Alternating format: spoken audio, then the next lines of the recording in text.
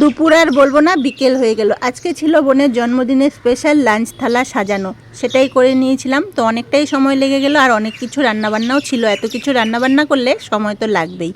তো লাঞ্চের থালাটা দেখতে কীরকম লাগছে তোমরা সকলেই জানিও। আর বোনকে একটু সবাই ভালোবাসা দিও, জন্মদিনের ওকে একটু উইশ করো। আমার সকল দিদিভাই দাদা ভাইরা ওকে আশীর্বাদ করো, ও যেন খুব ভালো থাকে, সুস্থ থাকে, এভাবেই সুন্দরভাবে যেন ওর জীবনটা কেটে যায়। তো প্রথমে নিয়ে নিলাম ফ্রাইড রাইস, এটাই খেতে চেয়েছিল, সেটাই করে নিয়েছি।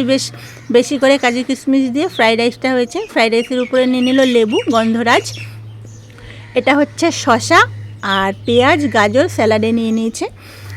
বেগুন ভাজা করেছিলাম, 5 রকমের ভাজা করেছিলাম। বেগুন ভাজা, কাঁকরোল ভাজা, আলু ভাজা, উচ্ছে ভাজা আর পটল ভাজা। বেশি কিছু আয়োজন করিনি, সবজির মধ্যেই ভাজাগুলোই ছিল। তারপরে ছিল ভেজ ডাল, গাজর, বিনস আর ছিল পনির দিয়ে ডালটা করেছিলাম। খেতে খারাপ লাগেনি, আর একটু ভালো হতে পারত, আমার ভালোই লেগেছে। মাছের ছিল একদম রুই মাছের কালিয়া, চিকেনটা একদম কষা কষা ছিল।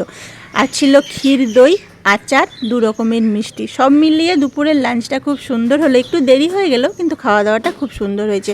তোমাদের লাঞ্চ থালাটা কেমন লাগলো সকলেই জানিও, ভালোবাসা দিও।